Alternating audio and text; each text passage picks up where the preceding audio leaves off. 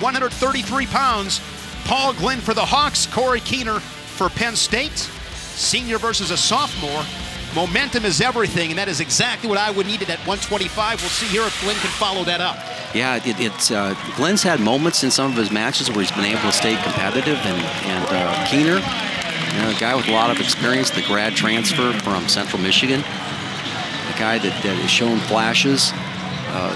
You know, he's just got to bring it together a little bit more. We've seen where he's had some nice comeback, you know, work in some of his matches. We know he's got a good gas tank, and you know, Glynn is one of those guys that just needs a signature win in his career.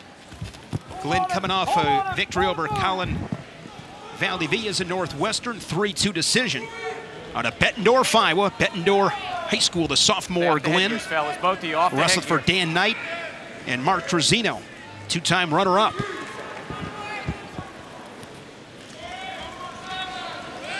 Keener 12-6 this season. Keener in on a leg right away. He's able to get to that leg. Now the roll through effort by Glynn. Got a pretty good grip on that leg, and so this is, you know, one of the things that Penn State works on a lot in their room is to be able to go ahead and free their legs up on shots like this. They don't mind getting in scrambles, but that's going to end up being a stalemate. So good work by Glynn getting that. What was most critical in Glynn accomplishing that stalemate? Well, he just. I think it was more of Keener not anticipating the fact that when he had the leg up that he was capable of rolling through right there. And you've got to keep weight off of your legs, kind of like we showed on the open. You've got to anticipate what your opponent's going to do once you get the leg up, and he's going to which way they're going to go ahead and try to ankle pass on. So as they dive through, you've got to get that leg back, and it puts you in a better position to be able to score and cover. Keener, three-time NCAA qualifier for Central Michigan. Two-time Pennsylvania state champion. We're scoreless. Oh, yeah, the near arm far leg right there. That time he finished it low. You know, kind of attacked the hip and kept enough of the arm to be able to run through and get the takedown.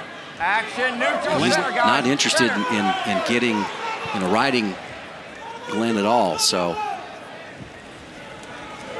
you know, he's just looking. You know, it's interesting. When I first watched Corey Keener, we saw him earlier in the season. I thought that, gosh, this has got to be a guy that can go ahead and get real comfortable here. And I liked what he was doing, his attack rate and everything. But he kind of gotten bogged down a little bit, you know, really kind of from the Southern Scuffle on.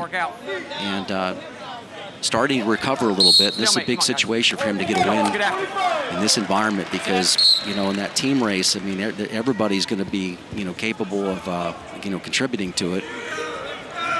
Matches like this guy, you know. He's lost 3 straight, coming off a tough defeat to Luke Pletcher, 5-4 last Saturday night. Half a minute remaining here in this first period. Keener with a couple of attacks. He finished. Here he goes, another leg attack. Yep, collects both legs at that time and drove through. Got enough pressure back into Glynn. You see Cody Sanderson telling him immediately to stay and keep him down, and he goes right into a leg ride. He's pretty comfortable in the top position when he wants to be. Good breakdown. Good finish to this period for Corey Keener. Finishes the period on top after collecting his second takedown. And here's a look at that first score. Yeah, this is just a classic near arm far leg here. It goes hard, right? On the left-hand side right there, just rolls him over. Well done. And the second takedown was a little bit of the same, but this time he switches off to a double leg and then drives right through. So, you know, kind of horsed him right there. And the key right there, Jim, is he just didn't stop moving his feet. He ran right through the hips and finished. Yeah, what you try to do is get your guys to think that they can't be one and done. That means don't get contact and then let your shoelaces go flat and then have no power back into the man. You got to get your laces up and go ahead and drive through the guy to be able to finish your technique.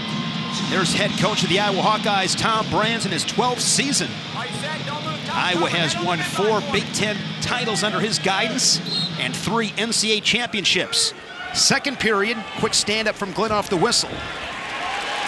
Good job good job of covering there by Keener. Again, don't know how committed he will be to the riding just because he's been pretty effective at the takedowns. Already has 56 seconds of riding off of his 2 takedowns.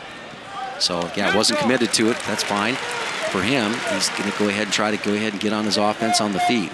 Again, he needs a I wouldn't say beating Glynn would be a signature win, but it would be a nice addition to his resume, given the fact it's in front of a lot of people. It's against Iowa, you know, so looking to be additive to this Penn State national championship effort. 4-2 score, 1:10 period. And you can see with Glynn is he's almost, I talk about this kind of frequently, is that his vision is a little high. You know, you're not necessarily looking at the, you know, the lower body as much. His vision a little bit high, and it's just a vision is to tie, not necessarily get to a leg. You know? Goes back in, another leg attack, but living on the legs, Keener. Yeah. Shin wizard being applied there, and you try to get your hip in that right angle right there, almost 45-degree angle over the knee, and that's what it keeps enough weight on it, so it's tough for Keener to come up. We've seen Keener very active. How can Glynn make it go his way on his feet? Well, he's got to get heavier with his hands and maybe do a little bit of, you know, when you get a guy out there that has a nice, solid, square stance like that, I like to see him rotate the upper body. You see how, you know, if you're out there in a square position, you know, it looks like you're ready to take anything that comes on. Sometimes a little push and pull will work, but right now he's out of range right now. See how he's trying to keep his stance? He's out of range to attack, so Keener beat him to the punch there with that misdirection shot. Keener will take a 2-point lead to the third period. Come on, boy, down.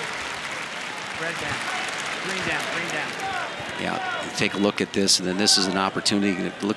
Glynn's, well, if he's going to get back in this match, maybe he works in the top position, work for a tilt.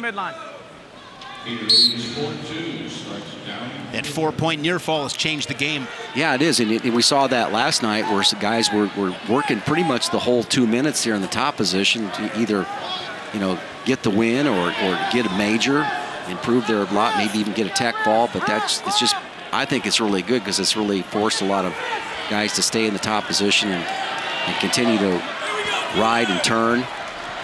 And it really is, dominant wrestlers are getting off the mat quicker with that tech ball with a 4-point turn. Out of bounds. We'll go back to the center, 126. Now he's got to, you know, Glynn's got a tough decision. He's going to look to his corner here to see whether, you know, what the strategy is to try to get back in the match. But we haven't seen much on his feet, and because of that, I'm thinking his best opportunity is on the mat. Well, yeah, I mean, he's kind of in no man's land right now. He's just finishing a takedown, really, but he's still in the top position. And the reason why he's not getting a count against him is because Keener is trying to go back to, you know, that face to shoelace position himself, so he doesn't get the count. The referee calls a stalemate. That's one thing that the fans are kind of upset about because he's below the waist, but, you know, Keener kind of put him there as well, and if you wanted the count, you kind of got to kick away from him, kick away from your opponent. Glynn's been able to ride Keener for the first minute here in the third, but he needs a turn. Trails it by 2. Keener with a couple of takedowns, that's been the difference. Keener working to his feet, trying to peel hands. Yeah. Gets the escape. Good look at the vision of Glynn there. Now he gets to the leg. Yeah, this is, you know, if you're Keener, you've got a guy coming after you, you've got a 3-point lead. He looks up at the clock. And we'll just see, it's always a battle. You're going to settle here, or you're going to go ahead and be confident and score. Not like what Keener did there again. If anything, taking time off the clock. Yeah. He's committed to get to the leg, but not necessarily the finish. Now he's got to get his left shoulder over the top of that leg. Glynn working hard for a spladle, but it's just not going to be there. As you said, nice win for Keener. He needed this. Yeah, he did. I mean, it just the situation, the opponent. Corey Keener of Penn State, the decision over the Hawkeyes' Paul Glynn. And Keener improves to 13-6.